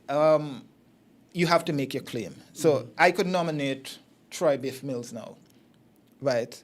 And then WinFM decide is going to nominate the Prime Minister, right? At the end of the day, it comes down to you convincing me that I should vote for you. So I don't know if you realize or you saw the photos, but the Guyana's representative was actually in St. Lucia making the case for her thing. It's the same reason why with Trinidad actually found itself in a difficult position, but they got over the line with it because they were actually campaigning for a seat on the Security Council starting, I believe it's starting at the end of the year or early next year, right? They needed the support of CARICOM countries to be able to get on the Security Council, right? But you can't get there if you throw the Caribbean under the bus. So that was why when this whole big charade, want of a better word, started with Trinidad and CARICOM, even... Go ahead, caller. Yes, I'm going to ask a question again. How will the people of the Federation be able to verify that these, deportees, I forgot the acronym you all TCM. Third country nationals. Third country TCNs, right. How would the people of the Federation be able to verify that these are not the pedophiles and so on that Marco Rubio said they will be sending out to these countries? How would the people of St. Kitts and Nevis be able to verify that? That's a very good question indeed, caller. That's a very good question. But I don't want to sound like if I'm defending any administration, which is not what I do. But the first problem is you don't even know who these people are. That's the first problem. Let's be frank. We don't even know who the three people are. Even when, and this is the other thing, even when people are deported, you don't know who they are. Because St. Kitts has St. Kitts has received a bunch of deportees this year, outside of these three people. Let's be frank. I think this year and last year. Nationals of St. Kitts and Nevis. Nationals of St. Kitts and Nevis. There's some level of transparency has to be had, right? And if you ask me, a lot of St. Kitts and Nevis' laws has to be changed for more accountability, more reporting, transparency. And I think the people of St. Kitts and Nevis need to want the information, right? And put politics aside. But to answer the question, it is not something that you can wake up today or tomorrow and say, I demand this information like that, right? Because for two reasons. One, the safety of the individual, right? You don't want a South African because situation. Exactly. And I would also suspect that there's some level of vetting and information sharing at the diplomatic level. Yes, of course. Right? Because obviously you ain't gonna send somebody down here without the embassy in DC there getting have to be on the discussions details. on sharing information, yeah. Right. So that's one. And two, it's generally, I guess, privacy reasons. And, people can criticize for saying nothing should be private if these people are coming in, right? But privacy in the sense that, I guess it repeats itself from the first response in that if it's a case that you travel somewhere, you don't want everybody to be in your business, right? But then, Jermaine, if there's a pedophile, yeah, you're correct. A Sandy Pointer who is a pedophile, and he comes to live in Sandy Point, but not only comes to live in Sandy Point, he's 2-3 houses from But that's what I'm saying. It goes back to... How does that make It goes back to people wanting the information, one, but two, the laws have to change. Okay, Right. I understand. Right. I agree with the because laws having to because change. even outside of hold on. Does our government have the appetite to change the laws? Hold on, babe. Hold on. Even before, and I think this is what people misunderstand. People are running scared, and people are creating hysteria out of this TCN business because of what we see being reported on the international media. Right? Not everything reported on the international media is Caribbean context. Correct. I want to clarify that. Simple. Even before somebody becomes... Go ahead, Carla. Yes. I guess we're talking about privacy, right? In this case with these deportees, privacy should go out the window because we think it's in a country where we don't even have sex offenders list.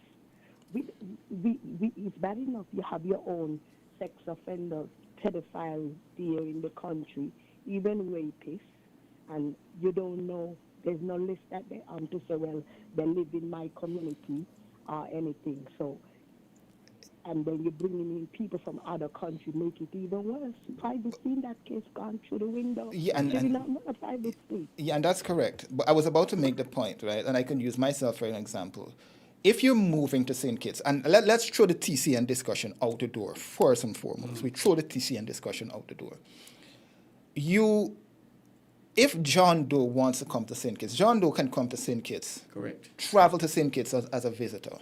Nobody cares if John Doe is a sex offender or if John Doe is a criminal. He comes as a visitor and a tourist, right? That's the first discussion. We in background checking nobody as a tourist, right? Fine, you're coming to the Caribbean, you move around, you do whatever it is. If John Doe wants to move to St. Kitts, that's a whole different discussion. John Doe has to provide a police clearance. Okay, yes. Why would I, as an individual, and again, it sounds like I'm defending the government, but it's not about defending any administration. It's about explaining the rule of law, right, and explaining what's happening. If John Doe wants to move to St. Kitts, John Doe has to provide some level of background clearance. It has to be done in the United States. It has to be done if you're going to live in Barbados, if you're going to live in Guyana, or you're going to live in Jamaica. St. Kitts is no different, right?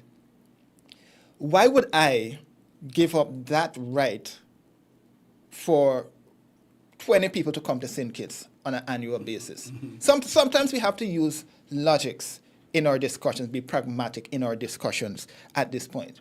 That's what I'm saying. We talk about what we're seeing happening internationally, but we're not everything reported internationally has a Caribbean context. You have to contextualize it, right? Just case in point, previously, people who were migrating, whether or not in the Caribbean or to the US, UK, or anywhere in the European Union, you had to provide an HIV test. You had to provide an HIV test. What makes it different from going to the United States and coming to St. Kitts? So that's what I'm saying. We see things being reported internationally, but sometimes we create, this hysteria is created in the sense that because it's being said internationally means that it's being done in St. Kitts. That's the whole discussion I'm seeing with Jamaica. Go ahead, Carlo. Yeah, but when it comes to these deportees, right, and America sending them back to other countries, we know America, like Rubio said, they want to get rid of these people, and he called them all kind of names. So if they're not good for America, why are they good for us? Yeah, but when I say us, right, Carlo, that's what I'm saying. Context is key here, Caribbean. right? The Caribbean context. And that is why, if I don't know if you saw the statement from Antigua Prime Minister Gaston Brown when he talked about the whole 120 and so forth. From my understanding, right, and again, it comes down to context. From my understanding, what they're being saying is, we are only looking for Caribbean nationals. That's all we want, right? Even if a Caribbean national, let's say, quote unquote, has been charged for pedophilia, right? In the MOU, based on what they've been saying, right? On the MOU, we don't want these type of people. Right. So obviously it then means that you have to provide some level of clarification. Is this somebody who was turned back at the airport? Is it somebody who came in? Is it somebody who was arrested and spent time in jail? We don't, and that's what I'm saying, we don't know what is fully part of the MOU and what's part of the diplomatic discussion that was had in Washington. Go ahead, Carlo. But that is sad though, because we don't know, right? And we would never know because of the politicians. Because of our politicians we put in office, we would never know. Because they're not honest, number one. They're not really honest with the people. They come and they tell people what they think the people want to hear, and they make it pretty to put some nice words and confuse you, make you think, okay, yeah, they're just sending back these people, because they don't. Don't do it. That is that we don't know. But why don't we know? Because isn't it the case that we as society are not pushing to get the information? I don't think it's that people are not pushing, because when you hear people on the radio every day, I think it's a point where the politicians then really don't respect the people's opinion, and they really don't care, because for the politicians, they only want you on election day. After election day, you ain't important to them no more. But, and that's a valid point, right?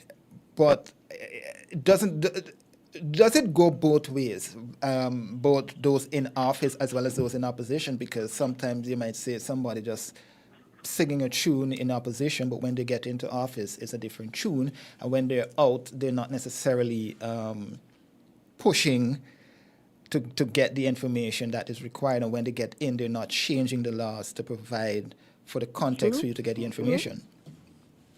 True. That is true. So it's fall on all of them. Those in power and those who are seeking the opposition, yeah. So anyway, I've gone. All right, thanks, Carla. But before you, thank you for staying. You said you had to run off. CARICOM says U.S. deportee transit agreement must not compromise regional security. And this is at the current. Yeah, that's what I'm saying, right? That's what I'm saying, right? Right. I don't. It's not about defending any government, because as journalists we have to hold a government, both government and opposition. And we have to be neutral. And we have to be neutral. But based on what is being said, right? And sometimes you have to think through the whole veil, remove the veil of what is being said, right? And it's just reality. Now, if St. Kitts and Nevis. Let's use St. Kitts and Nevis. Let's say Jamaica, for example. Go ahead, caller. Yes. What I'm saying is that the thing is, right? The people we can't assume that the government is doing all diligence check, because we have heard our politicians said, "Oh, if we don't do this, the U.S. gonna do this to us financially or otherwise." So we can't trust our politicians that they may not cut corners under the U.S. pressure. Yeah. So the people need to be able to verify themselves that what they are being told is true and that they know. But caller, to be honest, it sounds like you're not trusting or putting the trust in the administrations. Well, yes. Yes. Thanks for being honest. No. And the reason why I'm saying that is, it's a situation of you damned. In none of them. No. But the thing is, right? You elect them. Yes, they're bad. But the problems that you guys keep explaining is you're damned if you do or you're damned if you don't, right? Because, for example, if you don't accept these and they've put a cap on how many, and every territory has put a cap on them, they said, hey, this is what if we're going to go along with this MOU, this is what we want, right? This is only how we're going to agree to this. We've taken certain amount of deportees, we third country nationals. We're taking, they must be of a certain caliber, and they must be Caribbean nationals, right? That's a policy that they've laid out, at least what they've said to us. And they've all articulated that we are not going to accept any criminals. Okay. And I define criminals as being the broad term, including sex offenders, of course, or whatever it is, right? That is what the politicians need to be able to verify. But hold on, politicians are keeping the word. Hold on, my caller. You're correct. You need to verify, but at the end of the day, you still have to acknowledge the fact that whether or not you verify or you don't verify, you guys will still criticize the government. Because the thing is, if you say you don't, and then you get slapped with a visa, okay, let's do one more call before I continue explaining. Caller? Yes, I'm here. Oh, yeah. Just make your point quickly, because we want to take one more caller before we wrap. No. So what I'm saying is that, like we said, the politicians always say, if we don't do this and we don't do that, bow to Washington pressures, they would do all kind of things to us. So our politicians are... Okay, caller dropped. Yeah. We have another call? Sorry about that caller. And I didn't mention that I don't remember if I mentioned we were back streaming on Facebook. Probably the discussion was... But let me ask you, because I know we're running out of time. Basically, what I was saying is... Caller, go ahead quickly. Caller, you there? Okay, we lost that call. But yeah, we're just about to wrap, though. But I just want to make the point that we hold politicians, to an extent, for the wrong reasons. Right? We don't... Sometimes, while we argue for a lot of what we see internationally, and we're not being pragmatic in terms of what we expect. So, for example, I pressuring Biff to take more people into WinFM. But then, if Biff don't take it in, mind you, the people complaining that Biff taking too many people in. Caller, very brief, please. I just wanted to make a quick statement. Yeah, Biff. A general statement was made by the USA that these persons that's coming, they're not criminals. They're just persons that violated the U.S. immigration policy by overstaying their visas and such. That's for St. Kitts and Nevis. Yeah, well, the ones that are coming in from anywhere, the third party, the third country nationals, the people that you're discussing. Yeah. They're not criminals.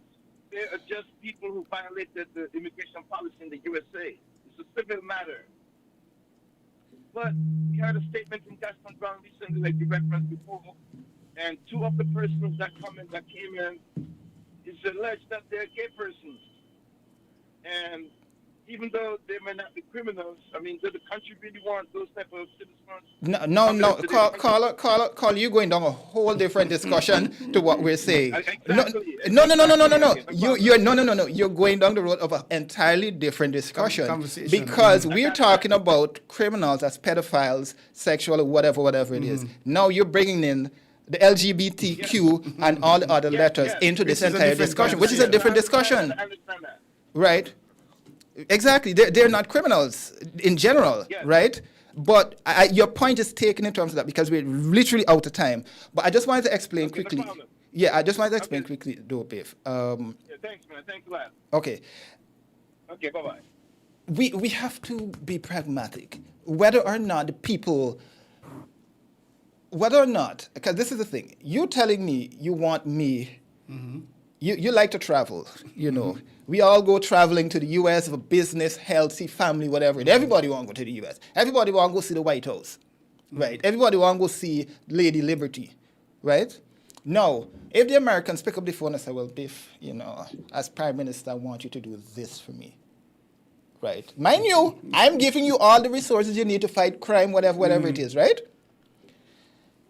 I said, okay, I just need you to take 120 deportees. You stop me and say, no. I'm going to work with you. I'm going to take 20, but I want them under these conditions. Mm-hmm. But you're telling me, well, if you don't take the 120, then these are the stipulations. I'm going to slap visa upon you. You can't travel, tariffs and everything. Mm-hmm. People don't understand that. But then people are literally criticizing you if you take them, if you don't take them, and then you get these sanctions slapped on you. Damn if you do, damn if you Exactly. Don't. So I just think that people have to be pragmatic, realistic in terms of understanding the diplomatic issues and discussions that are being had when we talk about MOUs. It's not a good thing. Mm-hmm. The Trump administration has literally changed the geopolitics of the globe. Not right? Of the Caribbean, of the globe. Of the globe. Mm-hmm. And every other developed nation is following suit.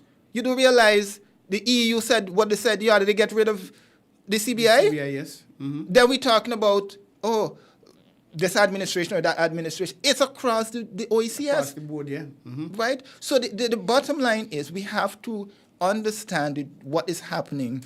Understand that these countries within the Caribbean are just small fishes in the pond. That is why CARICOM has said we have to come together as a collective and deal with these issues. As a block, as a unit. We talked, you were mentioning when I came in about xenophobia. Mm-hmm. We have xenophobia seriously in the Caribbean. Mm-hmm. The Bahamians and Haitians. Jamaicans and Bahamians. And Haitians, exactly. How can we solve any issues in the region? And Tobago and Guyana. How can we solve these issues if we cannot, as a collective within the region, understand that this is what it is? Right? We keep trying to pressure administrations and governments to be able to do certain things, which is true. We have to hold administrations' feet to the fire. But at the end of the day also, we have to understand that what is happening is oftentimes out of our hands. We like to move freely. We like to do things. We like to eat foreign food.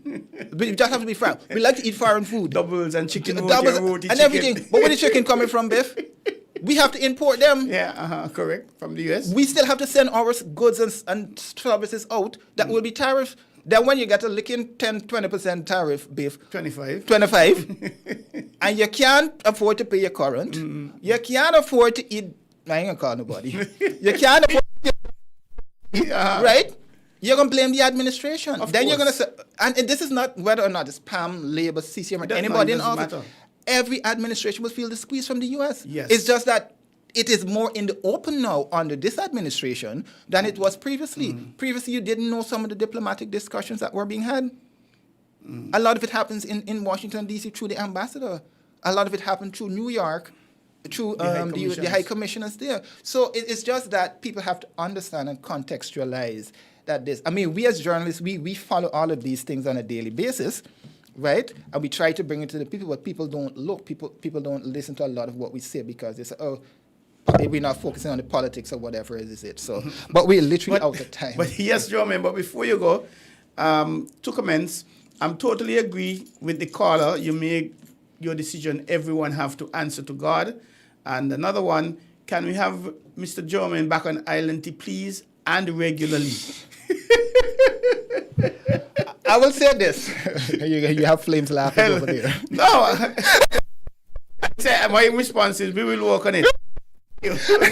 Okay, so let me put it into context. So I'm actually here. You guys caught me at a good time because I was actually supposed to be on assignment from yesterday. So I didn't go on my assignment. And we appreciate that. Thank you. I didn't travel for my assignment, so I'm here. So yeah, I don't mind coming on, but again, if I wake up early, you made me think so. I didn't have my tea this morning, so yes. We're working on having you'll be able to have your tea here. I blame Hortensia. She's not here, so I blame her. But she's listening. I'm watching. Monday morning, she's going to be with me. Well, not tomorrow. She's in tomorrow. I doubt I'm going to be here tomorrow. But but yeah. But it's always good to be joining you guys to have these discussions. We appreciate it. Just a programming note, on Saturday, I'll be back on Saturday with Inside the News. Okay. We have, at least for the first half of the program, or some half of the program, we're going to be talking labor relations with the St. Kitts Nevis Labor Union, and then we're going to be reviewing a bit of what was discussed at the CARICOM Heads of Government meeting, which wrapped up yesterday afternoon, last evening. Sure, man. One of the topics I was hoping that we touched was the late Chubby affair and the police and charging the band and then the DPP saying no, but we'll try and touch that tomorrow. Cartensia, but yes. It was really nice having you here. Yes. And we appreciated it. Well, I would say this. It's kind of a busy day for me, so I did tell you I was going to push out at 9:30, but I have the IMF to go deal with right now, and PAHU at 11 for their briefing on the health situation in Venezuela following the earthquake. So, well, yeah, thanks a lot. And Haiti they're sending down like 30 plus people down there and some tons of medical supplies. Yes, the UN actually did that. So we're out of time. So, yes, but I'll be back, Biff. I'll be back. And we thank the producer for allowing us to go a little overtime. And boss lady. And the boss lady. I know you can't see her, but she's right there. Oh, okay. But thank you very much, Joe. It was a really lively and spicy discussion. We appreciate it. And we appreciate you, the callers and the listeners. And though you may not call, and we know you do listen, thank you very much. And you're always free to send us your feedback. Even after this program, you send your comments. We will gladly appreciate it, and we'll hear it as well. And we invite you to tune in again tomorrow, God's Spear, for another edition of Island Tea here on WinFM 98.9, where we bring the hot topics to you, the local, what's pending, what's trending to you, and we have discussions and get your views on it. And as I leave, always be positive in your thoughts, in your words, and in your actions. Thank you for listening. You